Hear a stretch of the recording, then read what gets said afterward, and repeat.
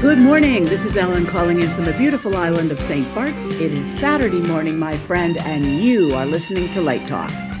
Hey, this is Stan coming to you from Gainesville, Florida, and today we're talking with special guest Manny Treeson on Light Talk. This is Brackley, getting my house in Las Vegas ready for freeloader LDI guests, and you are listening to Light Talk. And this is David coming to you from the beautiful Belmont Shore neighborhood of Long Beach, California. If you don't already know, you are listening to Light Talk, and we are the Lumen Brothers and Sister. That's right, Ellen. Welcome, everyone, to episode 396. That's 4 episodes from 400. Wow. We're getting close. We're really ouch. getting close. Wow. And you know what else that means? That means we're like really close to LDI. Yay! Wow. Yay. Well, we're excited about spending some time in Las Vegas with Ellen and all of our friends, too. We've been getting a lot of people saying they're going to be at the show.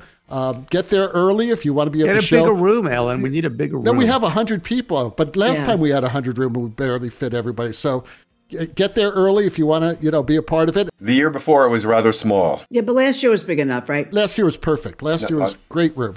Good. Also, I just wanted to say that we are working on swag. Now, we had our first test. No one can see this, but I'm holding up this little duck. I don't think we like the duck. So we're going to move forward on something else for our swag. But we also have some very special prizes that we give away for people whose questions that we actually pick from the stolen ice bucket at the... from the West Gate? Well, I'm not saying at the West Gate. I'm going to steal it this year from the Marriott across the street. So don't tell anybody, okay? So it'll be a Marriott. That'll be an upscale ice bucket. That will be ice fill. So, are the fezzes coming back? No, we have no fezzes. We did that for 2 years. No more fezzes. The fezzes were not cheap. No, they weren't. Of course not, Stan. Okay, so anyway. Hey, before we get started with our guests, we have a new segment on Light Talk called Great Failures of Artificial Intelligence. That's right. So I have a frightening artificial intelligence story to tell you all. And it has to do with Amazon Alexa. So this past weekend, Lori and I were, let's say, in the act of heavenly intimacy. And all of a sudden, at the perfectly wrong moment, out of nowhere, Alexa says, I have some video content that you two may be very interested in. Now, that's going too far. I'm sorry. How did Alexa know what you were doing? She was listening, and I told Stan this, and Stan said, this is what happens when you have a device listening to you in your bedroom. So be careful. Why would you have that? Well, I mean, I'd say, Alexa, set my alarm for 6 a.m. or Alexa, turn the channel to Alexa listens all the time. Alexa listens all the time. I would never, ever, ever put that in my house. Right. You know the joke where they say a man tells his wife a joke. She does not laugh. Right. Alexa laughs. Siri laughs. Of course she was. There's this great article that I actually sent out to you guys. I don't know if you saw it, about AI girlfriends and AI boyfriends and how they're basically going to be changing everything. Oh, you should read it. About the kid that committed suicide because his AI girlfriend broke up with him? Broke his heart. That is really sad. Yeah. So that's another thing that's really crazy. But anyway, let's get started. We have a special guest today. And Ellen, why don't you tell our listeners a little bit about our guest? I will be happy to. His real name is Emmanuel Treeson, but we all just call him Manny. And he got his start in theater and live television, then began creating spectacles for Hollywood movie premieres. Lately, he's been designing and building immersive light environments for clients such as Johnny Walker, Rock and Roll Hall of Fame, Blizzard, Amazon, Disney, Acura, Honda, and Microsoft Xbox, helping them inhabit huge spaces and look great in person and on camera. He will be a panelist at LDI 2024, discussing his lighting for Great Wolf Lodge, a project he recently did with BRC Imagination Arts. Welcome to Light Talk. I'm honored. Thank you for asking me. It's great to have you aboard. And I guess we should start at the beginning. How did you decide to become a lighting designer?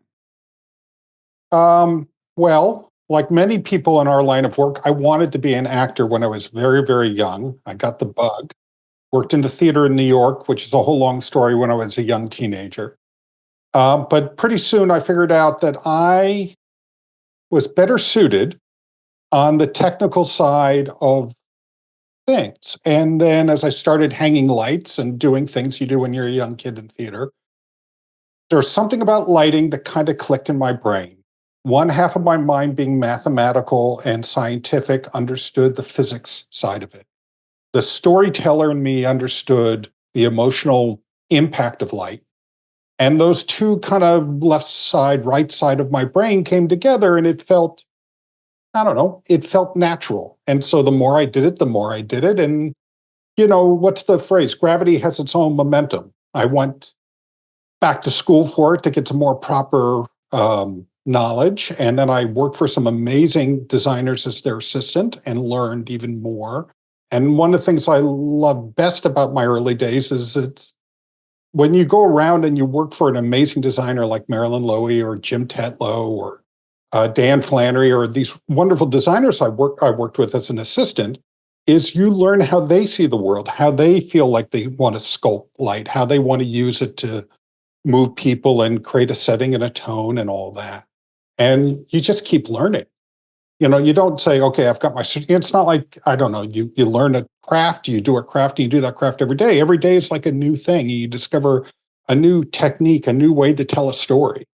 And I think that's what really compelled me about it. Have you always been West Coast based?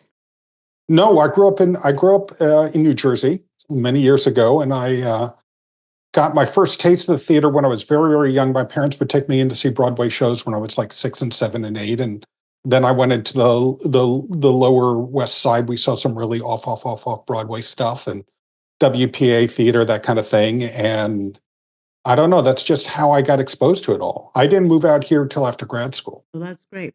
Where'd you go to grad school? Carnegie Mellon. Okay. Yeah, well, it's super fortunate. That's the John Gresh connection, right? It is. And I met John that way. I met Jim that way. I met John through Jim, actually. Tetlow, that is. And was Cindy Lamaro there when you were there? Absolutely. I was her first full class. Oh, So wow. She was great. Amazing. She was an amazing teacher and just an amazing person. So as I said, I'm super fortunate. And again, there was something when I was trying to figure out where I wanted to go to school. I asked every, person that interviewed me. I said, so what would my first year be like? What's my second year? How many times will I get to design a show? And like NYU said to me, and they were wonderful. Let me be clear. I'm not saying anything negative about NYU, but they said, oh, you may never design an actual physical show while here at school. We have so few slots. And I went, okay. And when I went to other schools, and particularly Cindy said, oh, you'll probably design a show within the first couple of months and you'll do 2 to 3 shows a semester. And the idea that you would always be doing the practitioner of the craft, not just on paper, but in reality, because I kind of feel like when you fail, I think this is a truism, right? This is a bit of a cliche. You learn more from your failures than you do from your successes. When everyone's slapping you on the back and saying how good a job you do, all you do is feel all puffed up and happy. I'm not saying it's a bad feeling, but you don't always closely examine the work you just did after that experience. Manny, tell us a little bit about NYX Design, where you are the founding principal. It looks like a really cool company. We're 3 old friends, Brian Gale, Abby Rosenholmes, and myself. We all met actually in Los Angeles when we were all working. Abby was at Disney working with Brian when Brian was at Disney. And I'm trying to think, I think I had interviewed at Imagineering and my resume might have been on Brian's desk. And then there was a lot of layoffs, so I never got hired. It's that kind of thing. And years later, he had heard that I was working with Ocean Rose and Associates, and he was designing this big spectacle, talking about movie premieres, for Disney, for The Hunchback of Notre Dame at the Superdome in New Orleans. And he got in touch with me through a mutual friend and asked if I and Lee would be interested in joining his design team, because what he wanted a television designer in Lee Rose, because it was broadcast on Disney Channel. And he wanted multiple lighting directors, Abby and myself, to be working with him on this large, arena level show, spectacle. And he wanted the design to be coherent, that he didn't want the television design to be one layer and the theatrical design for the room to be a second layer, that he had imagined, well, you could do a show like this and get a theatrical vibe in the room and still capture it on camera. And of course, he was absolutely correct. So Lee and I came on board with the team, and that's how I met Brian. And Abby and I actually happened to live on the same street in Los Angeles. So we knew each other casually from walking our dogs. Neighbors. After doing that show together, the three of us figured out we really enjoyed each other as human beings and enjoyed designing shows together on those rare occasions where we're fortunate enough to be all on a project together, and just enjoyed bouncing ideas off each other. So a couple years later, when Brian was thinking about leaving Imagineering, the three of us got to talking about forming our own little boutique, company. We never want to be a big concern. What we want to do is just have a good time being lighting designers.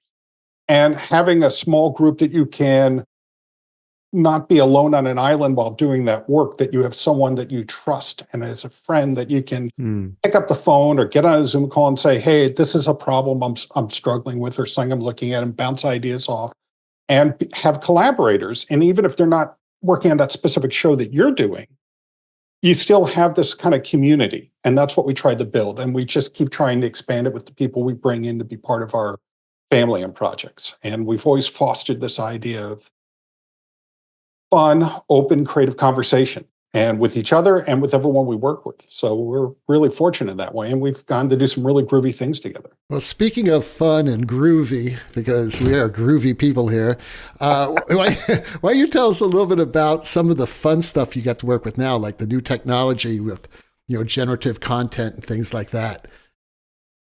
I am super into generative content right now. So I just finished a project for SCAD, which is Savannah College of Art and Design down in Atlanta, where they wanted a show in their Atlanta campus to kind of excite potential students about maybe going to school at SCAD.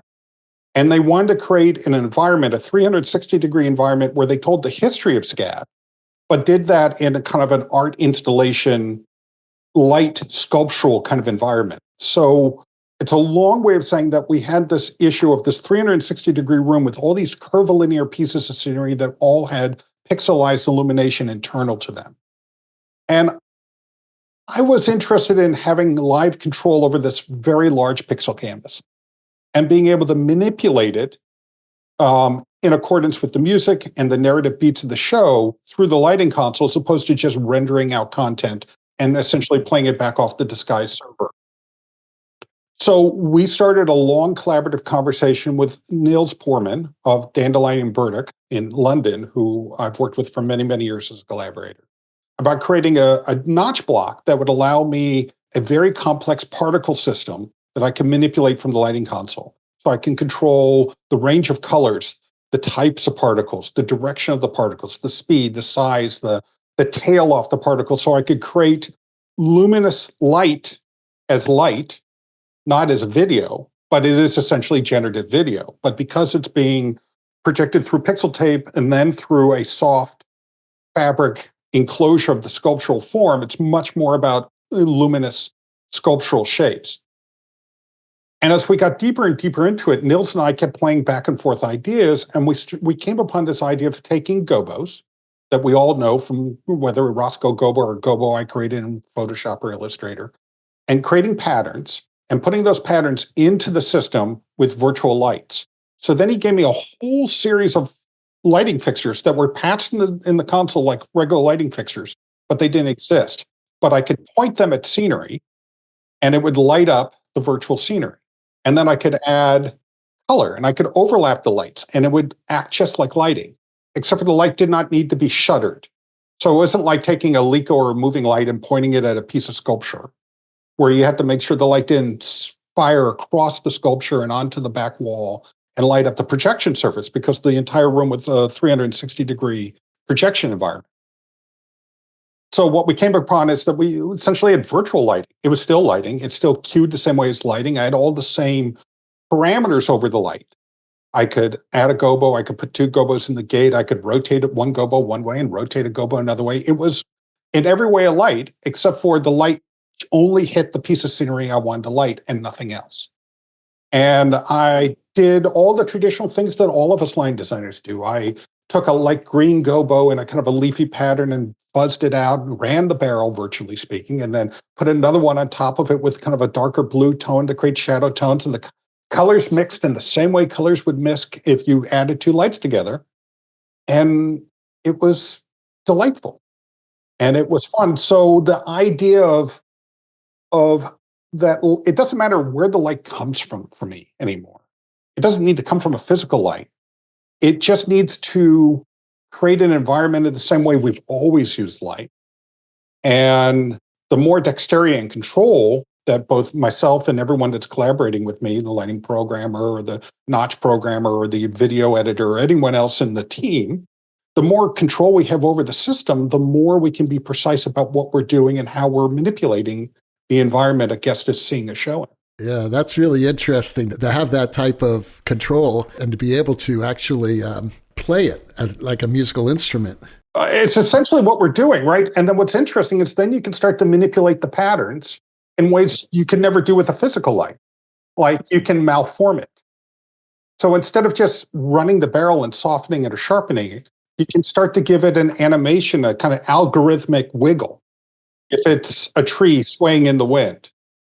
But it's still not video. It doesn't feel like video. It's not realistic. It's still two tones of light overlapped each other like a gobo. So for now, it's animated in a more organic way. It's interesting because you're talking about something that you can even trace all the way back to Joshua White's Phil Morey's light shows, where it was color and it was form and shape that was completely manipulated and malleable, to the music at the time by the designer, operator, whatever. And I know that this technology is so much more complex than that. But when you're thinking about it, it all comes back to that. It really is amazing. You're just using a different tool. It's a modern version. There's a great person in our business. He's no longer really in our business anymore, but everyone probably knows John LaBelle, right? Oh, yeah. So John and I were talking many years ago about he was doing a show at the Fillmore West with oil and an overhead projector and a fan. And he's taking the fan, and when he talked about it, John lit up. His face just lit up because he had such a good time manipulating this light show at the Fillmore West using a fan and different colors. He would drop in different colors into the overhead projector to get the oil different tones. It's not dissimilar from what we're doing now, except for they're just parameters on a lighting console as opposed to physically taking a fan and making it get closer and farther away and tilting and not tilting a petri dish and an overhead projector. It's like, Mom, can I borrow some of this food coloring and some oil from the kitchen and this this fan that you use to keep yourself cool when you're washing the dishes, right? Yeah, I can borrow this for tonight. That's totally right. Yeah. I saw the connection when I went and looked at your work. I see the connection to the Liquid Light Show for sure. But you mentioned something in your early description of creating this 360-degree space for SCAD that you worked with someone, I didn't catch the name, to create. Was it some kind of a virtual interface that was created? And can you talk a little bit more about that? Sure. So we used a piece of software called Notch, and I worked with Nils Poorman. And he has a company called Dandelion and Burdock out of London. He's really well known for being a disguise programmer. He is brilliant at UV mapping and creating workflows for digital scenery. I mean, that's like his specialty. And this was right up his alley.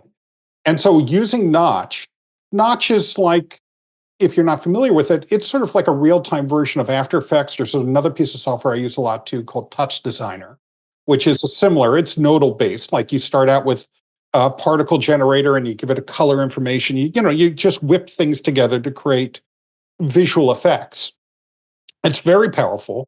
And you can then expose parameters. So let's take a very simple example.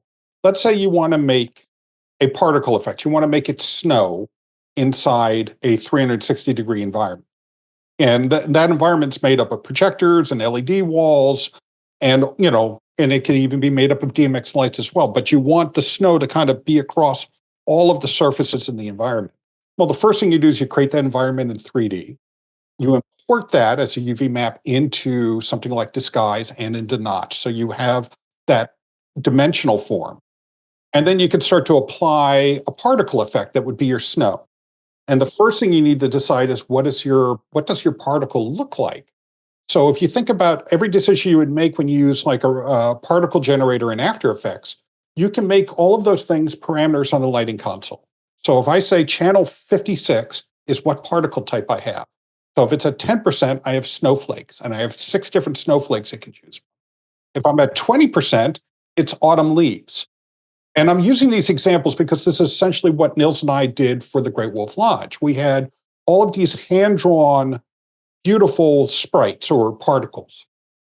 And we had very special kind of raindrops and snowflakes and leaves and embers. And then we could take these effects and we can put them into our particle, and we can say we want the wind to be blowing from the left of the stage to the right of the stage. And the wind is this strong. So the strength of the wind is one parameter on the lighting console, and the direction of the wind is another parameter on the lighting console. The number of particles is a parameter. You get the idea. So all of the layers that make up a visual effect all become parameters on the lighting console. And I know your next question is going to be, why do we do this in real time as opposed to just rendering this all out in After Effects before we ever get to the venue? I have found that when you're working in immersive shows where you're not just in a flat plane but are surrounding an audience, a lot of parameters of these kind of effects feel different on the screen than they do in the room to an audience. So being able to say, which we did, we got in the room, we built an effect, we put it up, and we had built it before we got to the venue, and we put up this falling autumn leaves. And in screen, it felt great. But in the room, the leaves didn't have the right scale. They weren't big enough. They were too few. We needed a few more. We needed a little bit more gravity. We needed to increase the gravity to have them fall. And we needed their variation, how they would kind of flit in the wind. Their kind of resistance, if you think to it, the resistance as a leaf falls down to be a little bit more increased. Well, we could have made all those notes, gone back, re-rendered it, and come back the next day and loaded that video. Instead, what we were able to do is manipulate all those things. It took us maybe an hour. But after an hour of working with between Notch and the lighting desk, we got to an effect in the room that we all said was really right. We could store it as a lighting cue. And at the next emotional beat in the animation, because there's a hero screen with a hand-drawn animation that's taking place over this fireplace, at the next big emotional beat where that would need to increase the wind, because that's what happens, right? To create tension, the wind increased, and the characters in the hero animation are affected by that. We could then affect the particles that were all around the whole audience to react seamlessly to the animation that someone had hand-drawn in Scotland. So it gave us a much greater ability to create a more impactful effect. Just if I could repeat it back and crystallize it for myself, you mapping what Notch does to the console. Correct. So you've got this real-time interaction, and then you're able to mitigate the difference from the screen to reality quickly because you have your hands on those handles in real time and then store it away. So it's a more efficient result and probably a better result. That's fantastic. That sounds absolutely fantastic. And that's in terms of a narrative show. Okay. So this is all about connecting to narrative beats. Let's say you're doing music using the same tool. Right. Let's say you have a series of drum hits, and maybe those drum hits are just differently timed for each performance because it's organic. Well, you can have a bump button that just bursts particles. Yeah. And so from the lighting desk, like any other lighting director running any other live show, now you're manipulating this immersive environment in real time, just the way you would bump the house lights, bump the audience blinders, bump the backlight, do any of those sorts of real-time busking kind of things we all do, but you're doing something far more impactful. So is it fair to say it's sort of like a new type of busking with digital media? Is that fair? I think that's totally fair. Yeah. And I also use the same technique for non-literal representations. So I did a show a couple of years back for Xbox where all the scenery had luminous lines in it. There was luminous lines on the floor and there were vertical lines and screens are surrounded. So it was a big pixelized canvas, but it was only 1 or 2 pixels wide for each piece of scenery. Well, we put that entire 3D scenic form into Touch Designer, and then we can manipulate that to create visual environments. So instead of simply saying, I'm going to make this 1 meter long tube of video blue, or this color blue or that color blue, which is all fine, do it all the time, you're able to do something more organic. You can say, I want a particle effect that's really soft to run across from left to right on the stage. And all of a sudden now you're having gradations. You're not just having blue and on and off. You can blur it and you get subtle variations. So the whole thing takes on a much more organic and pleasing, for me anyway. I love gradients. Composition. Yeah, gradients are beautiful. Yeah. So Manny, last week we had Michael Stiller on the show, and I asked him a question that he really kind of did not want to answer. So I'm going to ask you this. Okay, now hang on. I'm not sure I like the direction of this, but I think Michael's fantastic. He was a wonderful guest. By the way, anyone who hasn't heard that show yet, go check it out. It's last week. It was at 395.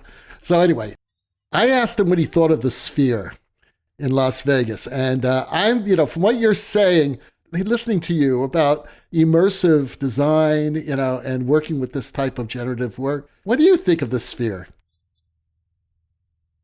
Okay, I'm going to ask you a question first. Oh, you can't answer a question with a question. You know that? Yes, you can. No, I have watched every legal drama on television. It's the only way you can be on a court. Right. Law and Order. I love it. All the Law and Orders. Yeah, they're great. No. Here's my question about the Sphere. As a piece of technology and as a venue, obviously, it's astounding. We can all agree on that. My question for you is, and I don't want to offend anyone, why does it exist? What is its purpose as a room? And how do you use the technology to meet that purpose, form and function? Yeah, because it's there. It's like Everest. It's a mountain that's there. It's interesting you say that, because last year at LDI, I went to the U2 concert there. And I was blown away. I have seen U2 before. I saw them at Giant Stadium with 84,000 people with that giant claw thing, and I felt zero emotional content to the band. They could have been in, Hawaii for all the difference it made. At the Sphere, I felt like I was in the living room with them. The video was amazing. It was immersive. It was beautiful. And the way that the seats are designed, we were in the front row of the second tier, and I really felt like they were talking to me, singing to me.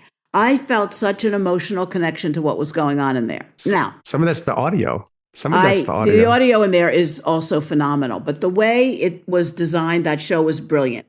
Now, I have not been back to see another show there, but I think the problem or the challenge is that they set the bar, and everybody's trying to either keep up with them, or everything starting to look the same. The Sphere is always going to be the Sphere. The round screens are the round screens. And what can you do in that space? Sometimes I want to go back to the Cotslow at the National in a little tiny courtyard theater where you can move the seats wherever you want them and be a little more inventive. So with all that technology, I'm not sure that it's really pushing creativity. I want to answer the question in a way that's kind of different. There was a famous architect. I can't remember who it was. It was a Gehry building. I think it was talking about Bilbo, Guggenheim Bilbo, which as a museum, as a structure, it's a star in and of itself. And the critique was, why am I going to this museum? What art am I going to see? Because the building itself is such a work of art. And I can't remember who the fine artist was and said this. It's a challenge to the artist to put something in Guggenheim Bilbao that gets even more attention and more excitement than the building itself. So I think the Sphere is like that. It challenges the artists who are going to work in it to do something even greater than the technology and the thing it is. That would be my answer. Well, didn't Abby do something in there? She did Fish, of course. Yes. And I think that was a very successful show. And I think the U2 show you're talking about, both Willie and Ez, did amazing things, right? Can we just agree that? And at times, why I love him, he turned off the wall, didn't he? You can't have there's cliches, but there's truth in them, right? You can't have a peak without a valley. If all you do is have that wall on the whole show, then all you have is visual information coming at you 100%.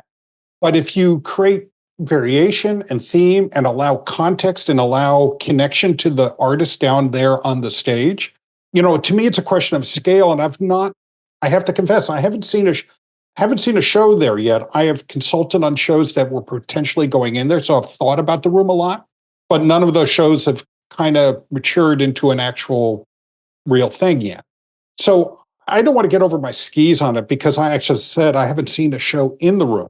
I know and I don't want to speak for Abby, but I know that they had great success, but there was a lot of trial of what's going to work and what's not, what's going to land in that scale. Yeah, her work was wonderful for that. Brackley, what about people who live in Las Vegas and the exterior of Sphere? Are they sick of looking at it yet? I don't know if they're sick of looking at it, but now they've started an audio portion of the Sphere, and some of the neighbors are kind of complaining, or they had to come up with some sort of resolution of how loud the outside can be. But no, it's there, and it's brilliant advertising. There are a lot of advertisements go on it. You drive by it. I used to drive by it every day on the way to work, and it's just amazing. But yeah, it's there. It's like the other hotels. I did see a video the other day that was really interesting of an external treatment where it looks like it actually opens and a superhero walks out and has some big flame coming up out of their hand or something. I mean, the visual was, if I were driving, I would have, had to stop and take a look at this. Or crash into the car. A lot of accidents on I-15. Manny, I don't know if you know this, but David is a musician and he's in a band and he spends a lot of time in Santa Barbara. So you guys are about an hour and a half apart. Maybe you should get some notch going for his band. I must tell you, actually, I'm in Cambria a lot because I love hanging out, in that entire area where you live, Manny. It is so beautiful, and I'm thinking about retiring there. Been for a while now. You've answered some of this, but tell us about some of your large-scale immersive shows and the unique challenges for a lighting designer working in this format. I do two kinds of large-scale shows of this nature. Some are what I would call corporate spectacle, where it's more than just a press conference. It's for years I did the Xbox E3 briefing, which was kind of a sight to behold. I don't do that show anymore because it doesn't exist. But when you're doing a thing that is meant for 500 or 600 different cameras, the challenge for me is how do you create something that feels impactful for the audience, but everyone with their own camera, whether it's an individual in the audience or a member of the press, which is obviously really important to the client, gets a good picture. And that picture then goes to whatever the theme or narrative idea or product or whatever it is you're supporting. And I take a lot of pleasure and time in thinking about how the wide shot and the close-up work together. Because to me, the wide shot tells us the context of the moment, whatever the moment is. And the close-up gives us some emotional truth because you're looking at a person really close up. And both of those key shots needs to land and they need to have a relationship to each other. Because you can't have a close-up with no background and all of a sudden it becomes a head in the void and it has no contextual connection to when you see a wide shot and 600 moving lights moving around, it feels discongruous. So when I do that kind of corporate spectacle, I think a lot about making sure every image we capture, however we capture it, has a relationship to every other image, and then it then connects to, whatever the mission of the show is.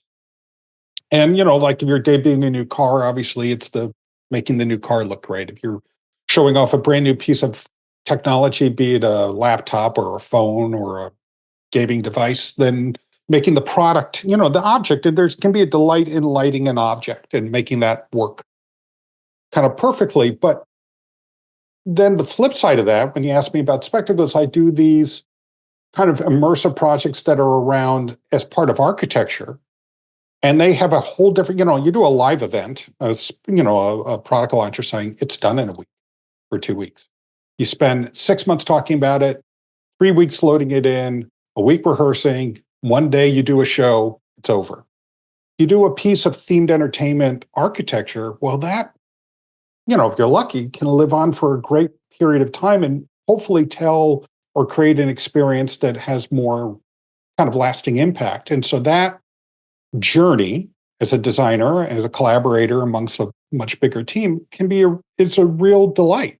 So, when we do we talk about a project like the the Johnny Walker project we did, which was an 8-story building that had 4 different unique actual shows within it, plus lighting an 8-story building on the exterior and doing all this interior lighting. It ended up being 3 years of my life working on essentially one building. But it brought in a lot of the ways in which I practiced the craft and could refine them. So yes, this is another case where I worked with Nils, who I mentioned before, and we had a different task to solve, but we had another generative tool that we built using Notch to do a different thing. And that we exposed those parameters. So we did the same kind of thing that we were talking about earlier in service of a totally different narrative idea. So working with people and doing those sorts of things to refine, every time you do a project, you refine what you're doing. You don't do the same thing, you do something different. But you start to have a toolkit. And think of it like what's another cliche, brushes. You start to refine how you want to use the medium and what kind of brush you want to reach for when you want to tell a narrative. There's just so many different challenges involved, what we all do. But I do find myself very fortunate that this is the kind of work I can be doing, and it's a luxury to spend 3 years on one project. So going back to your early days and these Hollywood movie spectacles, did you do more of those than that one? There was a period of time where I did probably anywhere between 4 and 10 film premieres a year. And they were always, generally, not always, but for a long time, they were for Disney. And we would do things both for their animated features as well as for their narrative films. So we did Pirates, we did all 4 Pirates films, we did all of the Star Wars films, we did a big one we did many years ago was the Pearl Harbor premiere, which we did in Pearl Harbor. There was a period of time when Disney believed that event marketing, there was a fellow there that was chairman of Disney for a while named Dick Cook. And Dick believed if you threw a big enough party, and when he said big, he meant big. Like Pocahontas in Central Park is a good example of a premiere that Brian did. And if you throw a big enough party, the media will cover it. And you get free media, as opposed to advertising. I think that's the whole reason film premieres exist is marketing. And so for a period of, 20 years, Disney would do every time out a different premiere in a different location. So it was a real fun. I mean, we premiered a movie called The Alamo at the Alamo. We premiered, I did a project for DreamWorks where we went to Venice and we premiered a movie in the Piazza San Marco. We made a movie theater where there wasn't a movie theater. And we started doing that kind of thing where we'd find non-traditional locations to show a movie, but the place itself became part of the story of the premiere. So if you show a movie in the Piazza San Marco, what do you have to do? Of course, you want to see it for all the press photographs, which of course means you have to light every bit of the Piazza San Marco so it all exposes and looks good on camera. And so I got very fortunate that I kind of fell into this weird little niche of lighting non-traditional movie premieres that were in non-traditional spaces. That's really cool. I remember some of them at El Capitan. Right in Hollywood. Mm-hmm. So yeah, we do them at the theater in El Cap, but we take over Hollywood Boulevard and build elaborate scenery on the boulevard to visually kind of support. Like there was a Tron premiere where we did something really right. Normally when you do a film premiere and there's a red carpet, from a lighting design point of view, it's very technical. It's just a wall of light so that everyone looks really well, all the still cameras, everyone exposed very brightly, so there's not a lot of variation. Everyone just looks really great. And so you're lighting people, and there's a skill to that, but there's not a lot of visual flair to that, shall we say. But for Tron, we decided we wanted to do something very dark and very moody, very keeping with the film. And this was always our theme with these film premieres. We were trying to do things visually that represented the movie. And so we're not trying to do the movie, but we're trying to create an environment that kind of evoked the movie. And so we actually lit Tron very non-traditionally and very dark and very blue and had lots of luminous lines of light everywhere. If you think about Tron, this is all part of their visual identification. And yeah, that was super fun. So there was a period of time where, every couple of months I had to fly to some different place in the world, look at it, and with a wonderful group of people at Disney, figure out, well, how we're going to make this feel visually connected to this piece of storytelling that the movie is, and also make it look really interesting so that a editor somewhere, like a newspaper, photo editor, will say, I have 15 photos in front of me that I'm going to put in the newspaper or put on the cover of Time magazine. I need to pick one picture to represent this thing. How do we make that picture as dynamic and as interesting and as visually compelling as possible? How did you segue into architectural lighting? Well, I think Disney is kind of the answer. So I was doing a lot of these film premieres for Disney. And at some point, and Ellen brought up the El Capitan, they decided they wanted to make little mini themed environments at this building right next door, which is where Jimmy Kimmel is now. But they bought this Masonic temple. It was the Hollywood Masonic temple. And it was right next to the El Cap. They said, we're going to buy this old building and we're going to strip everything out of it. And let me tell you, there were some weird things in that building. I'll just leave it at that. Weird thing. We're going to strip the whole building out. And we're going to turn it into like a little mini theme park with activities and themed environments and all that kind of stuff. And a buddy of mine who was the director of production at the time at Disney said to me, you know a little bit about architectural lighting. And like anyone, when a client asked them a question, my answer was, sure. Worked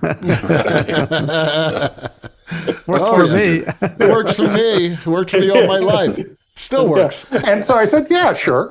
And then he said, we need some generic architectural lighting for this building. We also need to think about how do we take this building and make it into a multifunction environment that we can install temporarily all these upcoming events. So I did initial pass and I was like, well, we should do custom chandeliers that are quick disconnect that you can just pull down and put in a case and get out of the room. So if you rent it out for one night, there's a vibe in the whole building. And if you're going to turn it into, I don't know, Lilo and Stitch or some other Treasure Planet or some other animated movie environment, all these things would come down and pack away and go into a warehouse. So you do that and you have to go, okay, now I had this idea, I drew a thing, I need to find someone to build a thing. So then you start calling around, you start to meet architectural reps and you find people that will build you lights to do what look like architectural lighting things, but do them in a theatrical way. And then over the years, you do that enough times and people call you up, oh, I saw you did this thing. We're doing this building over here. Would you like to do a little theatrical pastiche on this building? So you start doing that, and all of a sudden, 15, 20 years later, you're the guy who can do it in architectural environments that have a theatrical flair, and you become that guy. And you never meant to do that, but that's sort of where the river took you. You're typecast. It's serendipitous. That was funny. My first days at Disney, because I was a consultant for them back in the late 80s, I thought they were hiring me. John Haupt hired me. Who was actually my first lighting teacher when I was a freshman. And he said, I figured, okay, live entertainment, that was like organization. So he goes, but you said, your first job is to design the interior and exterior lighting for Sleeping Beauty's castle at Euro Disney. And I said, wait a second, architectural lighting? I'd never done architectural lighting in my life. And it's time to learn, David. And that's how you do it. Yeah. But also, if you're any of us who are lighting designers, it's the same questions you ask. First of all, why are we doing what we're doing? What do we want someone to perceive when they look at the thing that we're lighting? And then you start to apply all your normal tools to giving it that character that the mission of whatever the project is requires. So I think architectural lighting is like being a theatrical lighting designer. You're bringing lights you're lighting a wall like a cyc. You are side lighting something to bring out its sculptural nature. You're using the same techniques. The fixtures might be different. Except that what is typically viewed from 360 degrees, and we often have the luxury of a single point of view. Not always, but sometimes. Often, yes, you're correct. So then, what they say in the Olympics, that just makes the level of difficulty harder. True. True. So if you land the trick, you get a better score, I suppose. Right. So Manny, you've been involved in a lot of great projects. So what was your most challenging project that you've been involved with? That's an excellent question. I utterly unprepared for it. Thinking about it now, I think different projects obviously are challenging for different reasons. The Johnny Walker project was incredibly challenging because the pandemic happened right in the middle of it, and the supply chain went sideways so quickly. So fixtures we thought we could get in country in X amount of weeks turned into months and months and months. I think it's a problem we've all faced. So in a lot of ways, being lively on our feet in that project to basically keep the project on schedule, given all the, not just supply chain, but everything the pandemic meant to all of our lives, that formed one kind of challenge.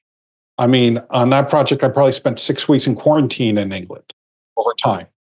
You know, it's funny, looking back almost 24 years, the project we did in Pearl Harbor was challenging because our footprint of that project was so expansive. It was literally a mile by a mile square was the layout of the lighting rig.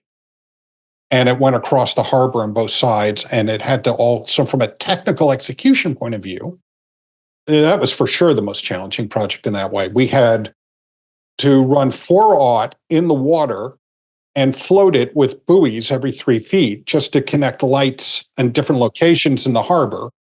And then a fireworks barge. There was fireworks in that show because, of course, it pulled off its anchor, and it started moving through the harbor and went across the 4-aught, and it shredded the 4-aught like telephone wire.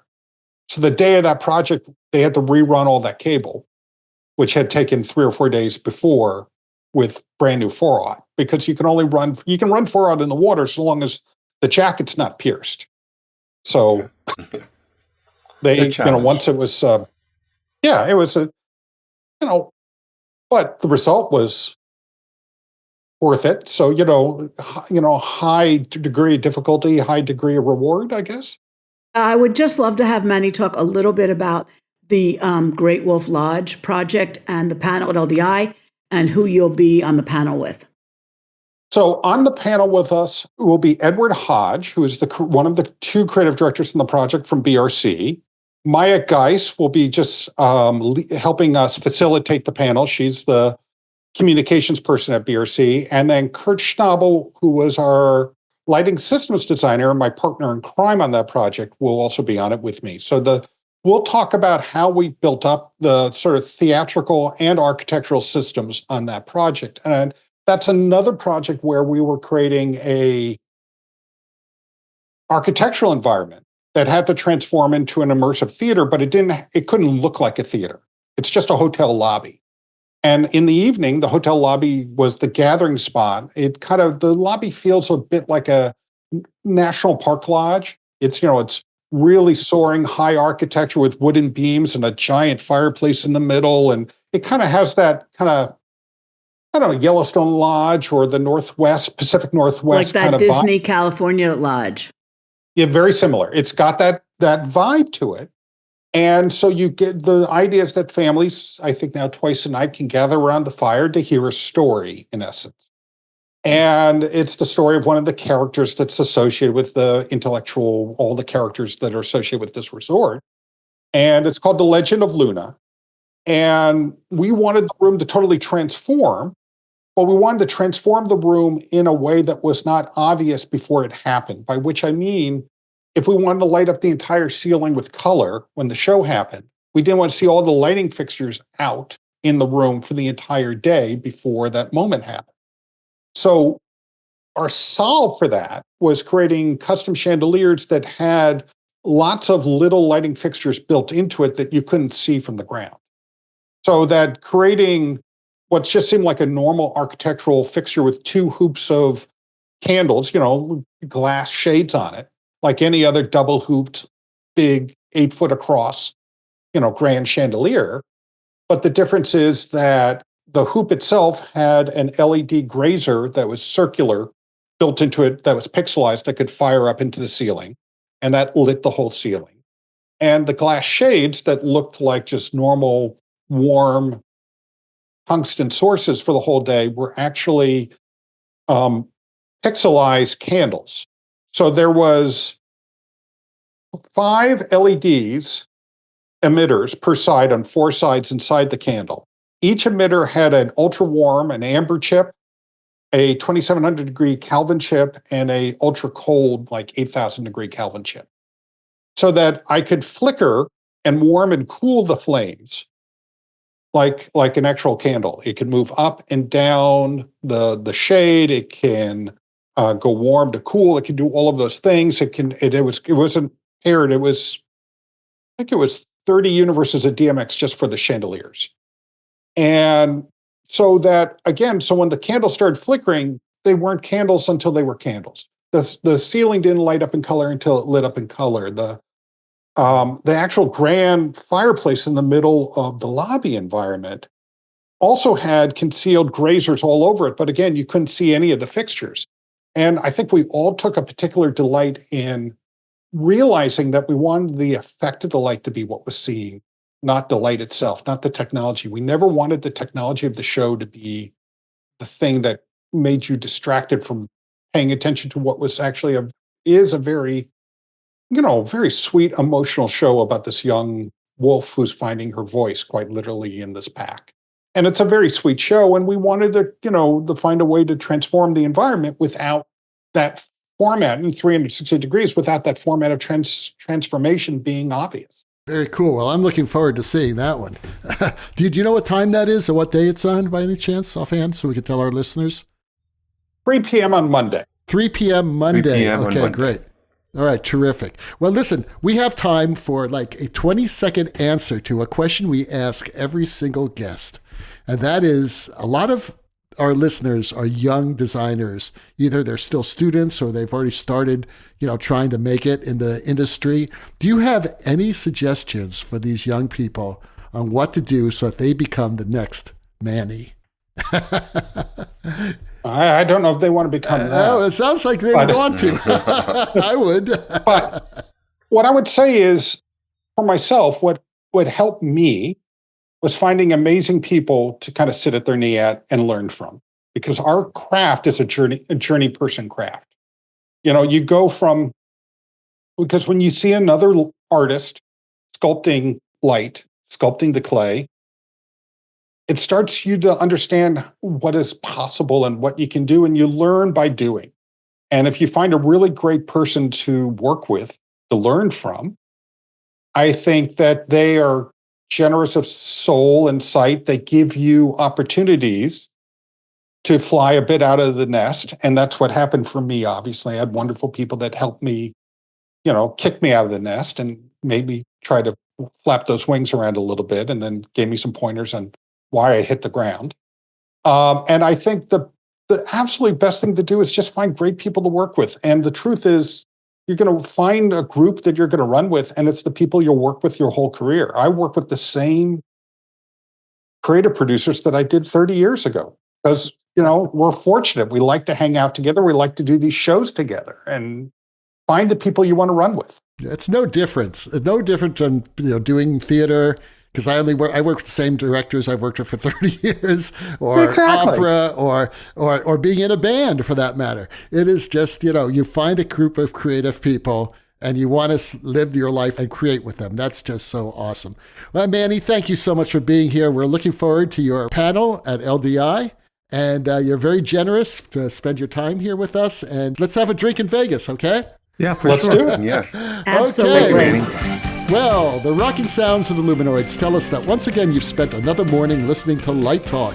You can hear our show on just about every podcast site out there. Check out our website at lighttalk.org and be sure to follow us on Facebook and subscribe to our podcast. That way you will not miss a second of Light Talk insanity.